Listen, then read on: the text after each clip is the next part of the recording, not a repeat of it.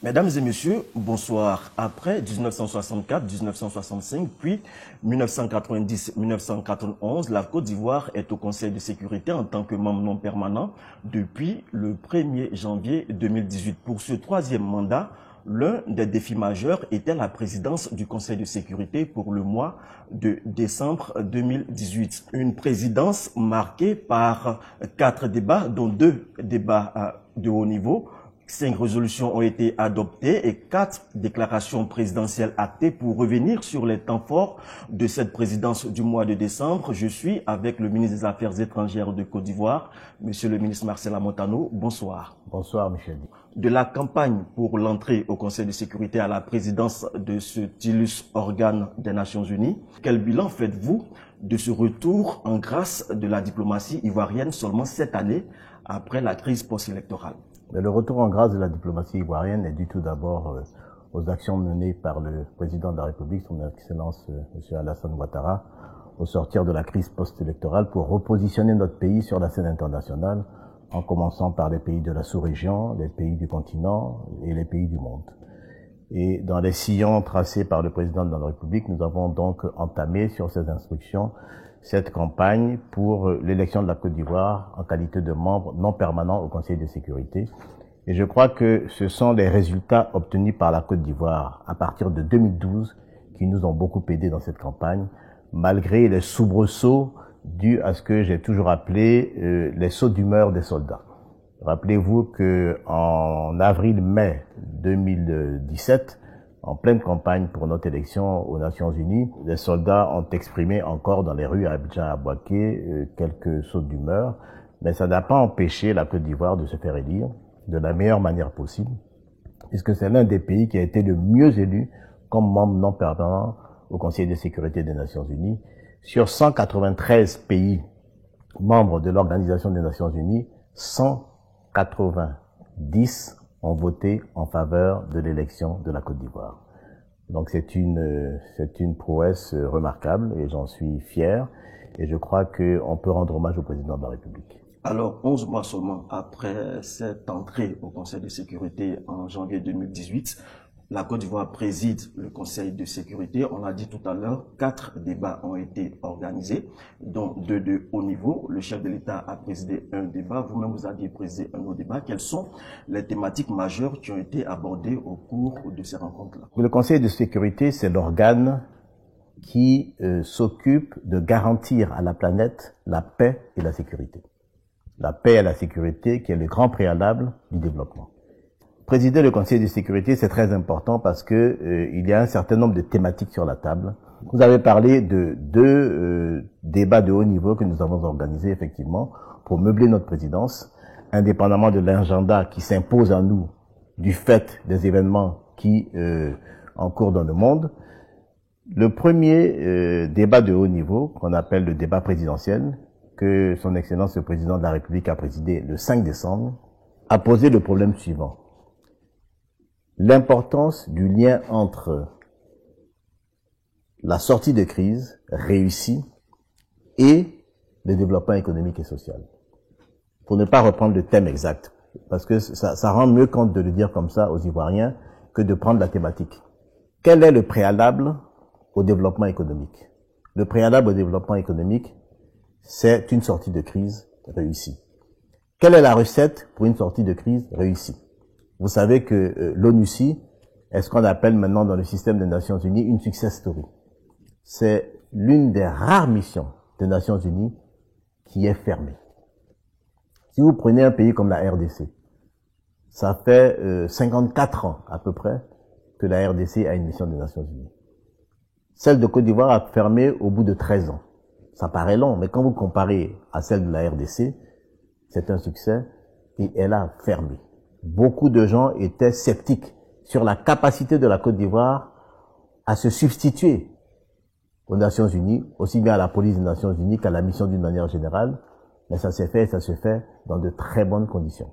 La paix et la sécurité règnent dans notre pays et c'est cette expérience que le président a voulu partager avec le monde. A voulu partager. De vous demander quelle est cette recette miracle-là qui a marché en 13 ans.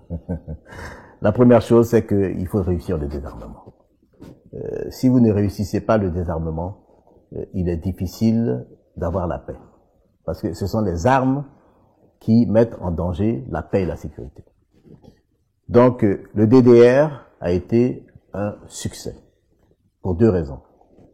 D'abord parce que nous avons bien communiqué sur la nécessité de désarmer. Ça, c'est un des grands préalables du succès de DDR. Nous avons bien communiqué sur la nécessité de désarmer. Ensuite, nous avions un programme de démobilisation et de réinsertion, surtout, qui était attrayant.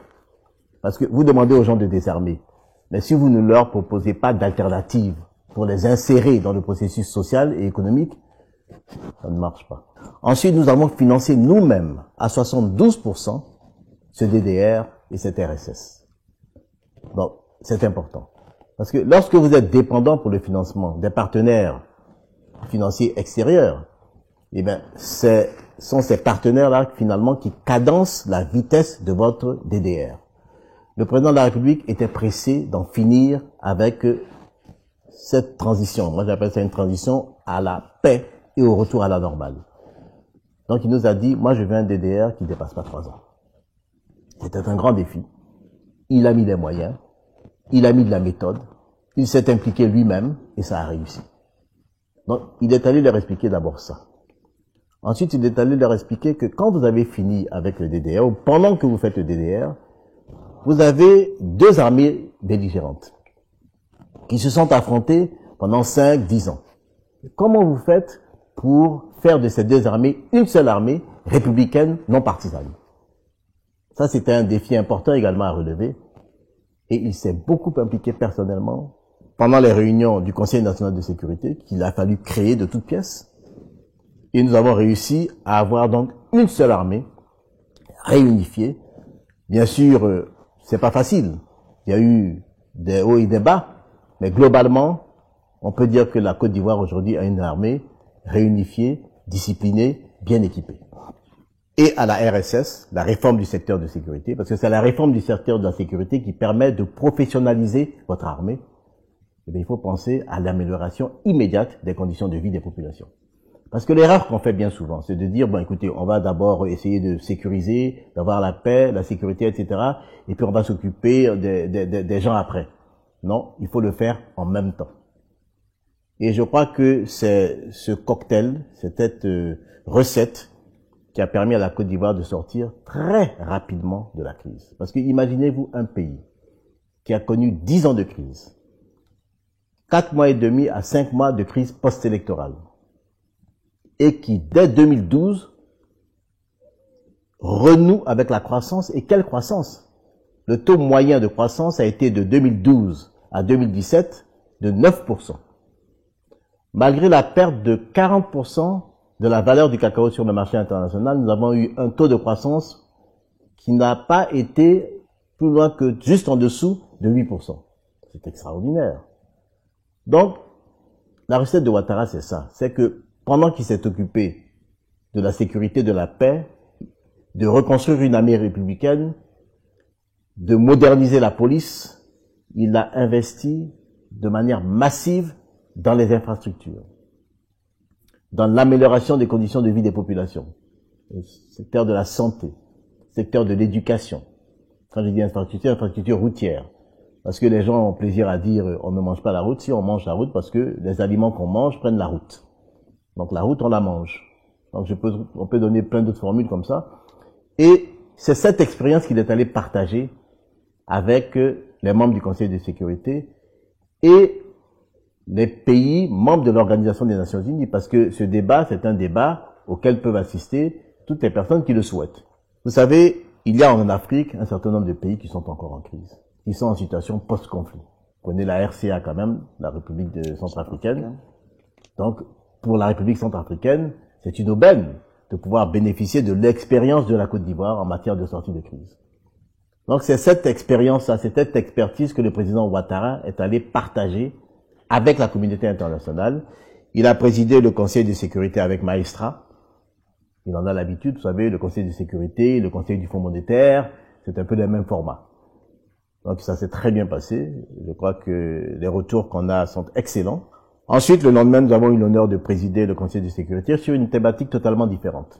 la nécessité de l'implication des organisations sous-régionales, régionales, de la prise en main par l'État de la situation et du processus dans un pays post-conflit où on veut reconstruire la paix, et d'une excellente collaboration donc de ces organisations sous-régionales, régionales avec le système des Nations Unies. Pour donner un exemple concret, quand vous prenez la situation au Mali, lorsque le président Ouattara présidait la CEDEAO, c'est la présidence ivoirienne de la CEDEAO qui a permis au Mali de ne pas avoir une situation beaucoup plus grave et de sortir rapidement de la crise. C'est la fermeté de la CEDEAO, c'est la fermeté du président Ouattara. Donc ça, c'est l'implication de la CEDEAO. Ensuite, en corrélation, en relation avec l'Union africaine, qui s'est saisie de la problématique et l'a portée ensuite au niveau des Nations Unies. Et puis, il y avait une synergie entre CEDEAO, Union africaine, Nations Unies. Ça a permis de sortir le Mali de la crise, la Guinée-Bissau, la République centrafricaine, etc., avec la CEAC en Afrique centrale. Donc, c'est cette nécessité-là sur laquelle nous avons insisté. Et ce débat s'est très bien passé également. Est-ce que la question du financement du G5 Sahel a été abordée au cours de ce débat-là? La question du financement du G5 Sahel est une question qui est permanente au Conseil de sécurité. Parce que pour nous, représentants de l'Afrique de l'Ouest, le G5 Sahel, même si nous n'en sommes pas membres, est une question importante parce qu'elle impacte la sécurité de toute la région.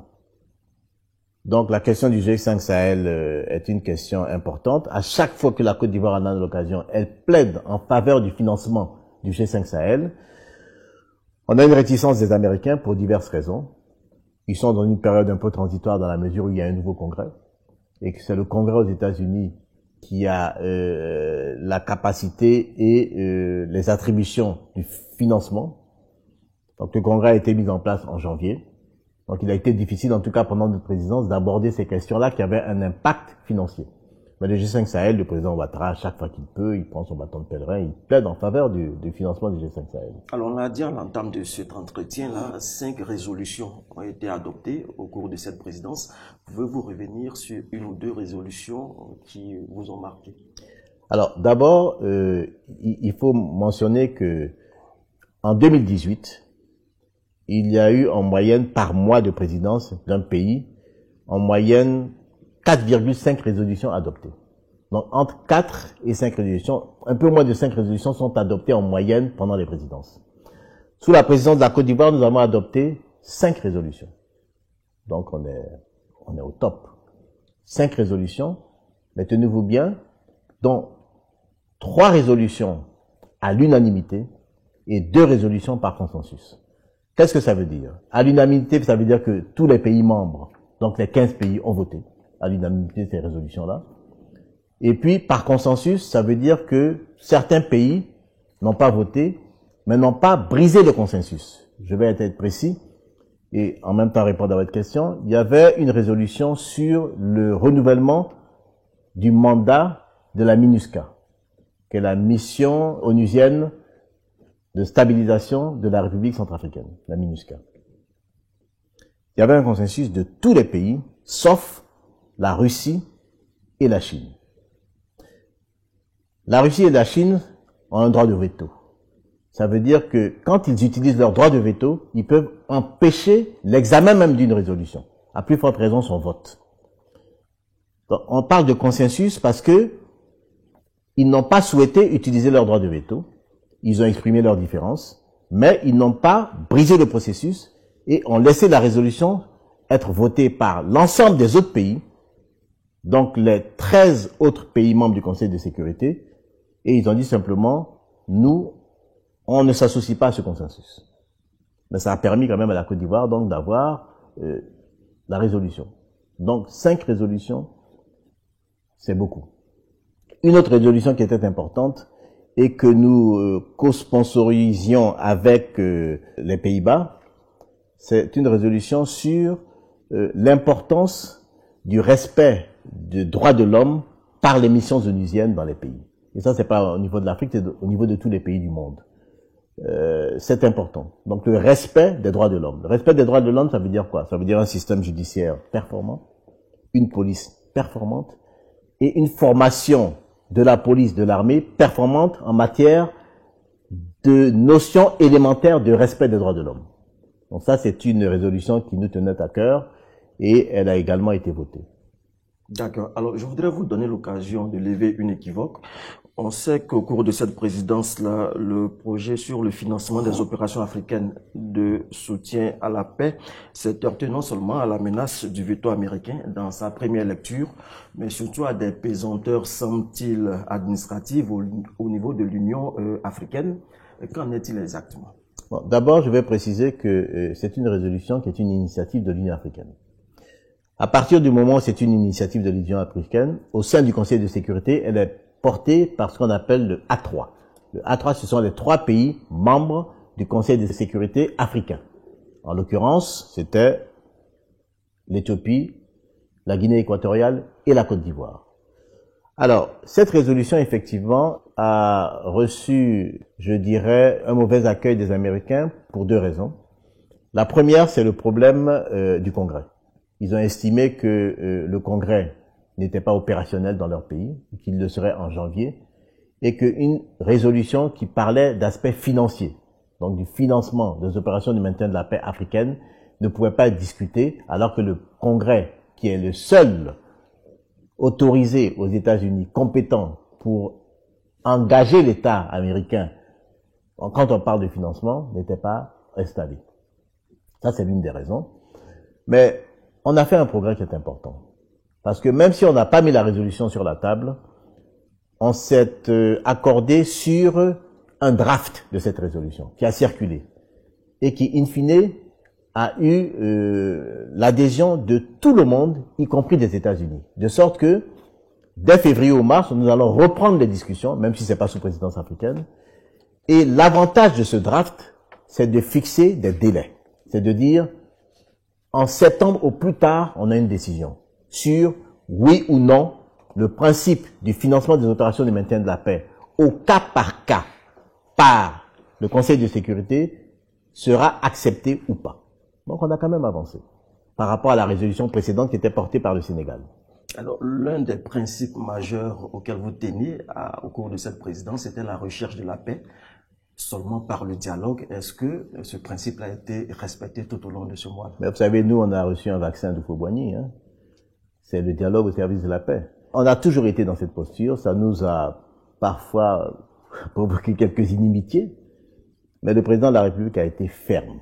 Il m'a dit, Marcel, toute résolution qui peut déboucher sur un conflit ou encourager des belligérances, on ne s'y associe pas. Donc la posture de la Côte d'Ivoire a toujours été le dialogue. Je donne un exemple. Lorsque, en 2017, le président Trump a pris la parole à la tribune des Nations Unies, à l'Assemblée générale, et était assez dur, menaçant vis-à-vis de la Corée du Nord. Le président Ouattara, quand il a pris la parole après le président Trump, a dit « Il faut dialoguer, il faut un contact, parce que un conflit dans la péninsule coréenne serait une faillite pour l'humanité parce qu'elle aurait des conséquences incalculables dans le monde entier. » Ça paraissait hors contexte à cette époque-là. Mais très peu de mois après, les 2 présidents se sont rencontrés. Ils se sont rencontrés, je crois, à 2 reprises, et on parle d'une 3e rencontre ces temps-ci. Donc, c'est ça la Côte d'Ivoire. La Côte d'Ivoire, c'est le dialogue pour la paix, au bénéfice de la paix. Et comme disait le président Houphouët-Boigny, c'est l'arme des forts. Vous savez, je vous gifle, au lieu de me répondre, vous essayez de discuter avec moi, faut pouvoir le faire. Hein. D'accord. Alors, la Côte d'Ivoire a présidé le Conseil de sécurité pour le mois de décembre. Le pays sort du Conseil de sécurité en tant que membre non permanent en fin 2019. Quelles sont les perspectives à venir pour cette dernière année-là? Vous savez, à l'agenda, il y a toujours des questions importantes. Il y a la question de la Syrie, il y a la question de la péninsule coréenne, il y a la question du Kosovo. En Afrique, il y a la question du Mali, qui reste une préoccupation à cause du terrorisme qui sévit, des groupes terroristes. Il y a la question de la Guinée-Bissau. Il y a la question du Sahara. La question de la RDC, ce qui s'est passé est encourageant. Il y a la question de la République centrafricaine, il y a la question du Soudan du Sud, etc., etc. Donc, toutes ces questions-là restent à l'agenda. Et puis, il y a des questions plus fondamentales. Le changement climatique, qui nous touche tous.